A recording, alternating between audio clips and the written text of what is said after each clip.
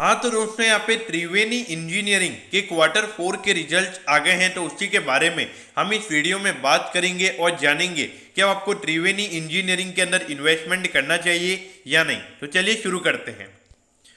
तो देखिए, सबसे पहले अगर हम डिविडेंड की बात करें तो 1.75 रुपीज़ का डिविडेंड यहाँ पे कंपनी ने डिक्लेयर किया है।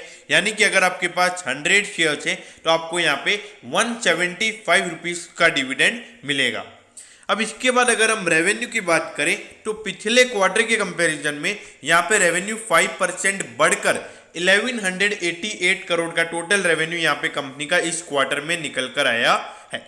देखिए, क्वार्टरली बेसिस पर रेवेन्यू बढ़ा है, लेकिन अगर हम ईयरली बेसिस पर रेवेन्यू की बात करें तो 20% रेवेन्यू यहाँ पर गिरकर 1188 करोड़ का रेवेन्यू यहाँ पे कंपनी का निकल कर आया है। तो देखिए, ईयरली बेसिस पर जो रेवेन्यू यहाँ पे फॉल हुआ है, मेरे ख्याल से मार्केट उसे नेगेटिव वे में ले सकता है। अब उसके बाद अगर हम क्वार्टरली बेसिस पर अगर प्रॉफिटेबिलिटी की बात करें तो वो यहाँ पे 9% गिरकर 85 करोड़ यहाँ पे कंपनी का टोटल नेट प्रॉफिट निकल कर आया है। अब इसके बाद अगर ईयर ऑन ईयर बेसिस यानी कि पिछले साल के जनवरी से मार्च वाले क्वार्टर से अगर हम कंपेयर करें तो उसके कंपैरिजन में 37% का डिक्लाइन कंपनी के नेट प्रॉफिट में देखने को मिला है। तो अगर आप क्वार्टरली बेसिस का नेट प्रॉफिट देख लो या ईयरली बेसिस का नेट प्रॉफिट देख लीजिए, दोनों में यहाँ पर आपको डिसअपॉइंटमेंट देखने को मिल रहा है।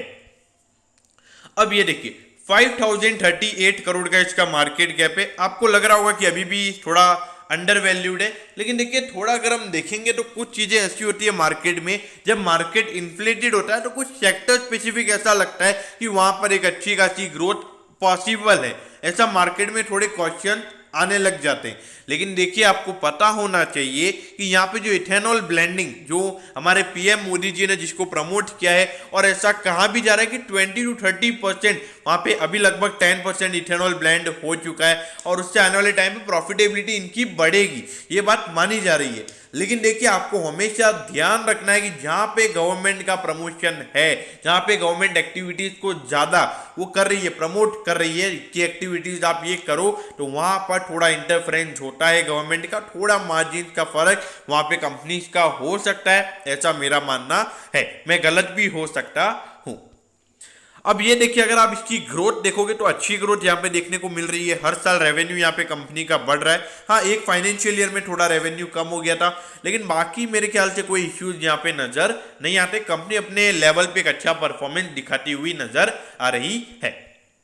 अब ये देखिए, 203 पे यहाँ पे त्रिवेणी इंजीनियरिंग का शेयर अभी ट्रेड हो रहा है और ऑलमोस्ट अपने ऑल टाइम हाई पे ये शेयर अभी आपको ट्रेड होता हुआ नजर आ रहा है। तो देखिए, अगर आप देखोगे तो शुगर एज अ होल अगर आप देखोगे पूरा सेक्टर, तो सारे स्टॉक्स आपको ऑल टाइम हाई पर ट्रेड होते हुए नजर आ रहे हैं। तो देखिए, यहाँ पर आपको ये चीजें समझनी होगी कि यहाँ पर इस सेक्टर में कंपटीशन बहुत ज्यादा है। लेकिन हाँ, एक इंडिया के अंदर अगर हम शुगर स्टॉक की अगर हम बात करें, जो मार्केट है, जो एक्सपोर्ट मार्केट है, मतलब इनको एक्सपोर्ट में बहुत ज़्यादा यहाँ पे आने वाले समय में ग्रोथ नजर आती है, क्योंकि जो डेवलपिंग कंट्रीज हैं, डेवलप कंट्रीज है, तो वहाँ पर शुगर की जो अगर हम बात करें डिमांड है, वो वहाँ पे बढ़ती हुई नजर आ रही है। तो ऐसे में जितनी भी शुगर की कंपनीज हैं वहाँ पर उनकी डिमांड बढ़ेगी और इनके जो एक्सपोर्ट्स हैं वो यहाँ पे बढ़ते हुए नजर आएंगे। तो एक्सपोर्ट बढ़ेंगे तो सीधी सी बात है कि इन कंपनीज को वहाँ पे फायदा होने वाला है। तो देखते हैं कि ऐसा होल ये सिचुएशन कैसे ये कैरी फॉरवर्ड किया जाता है और आने वाले टाइम पे ये कैसे बिहेव करते हैं,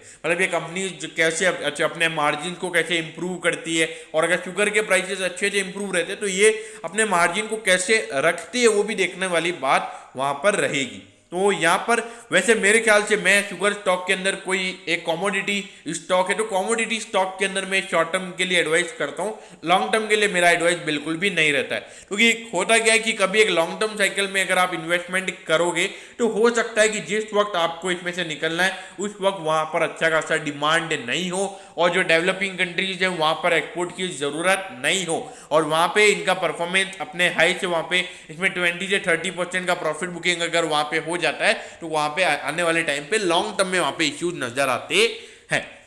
तो दोस्तों, मैं होप करता हूँ कि आपको त्रिवेणी इंजीनियरिंग के क्वार्टर 4 के रिजल्ट के बारे में सब कुछ पता चल गया होगा। अगर आपकी कोई भी क्वेरीज है तो आप कमेंट कीजिए, मैं जरूर आपके कमेंट पर रिप्लाई करूंगा। ओके दोस्तों, thank you, have a nice day.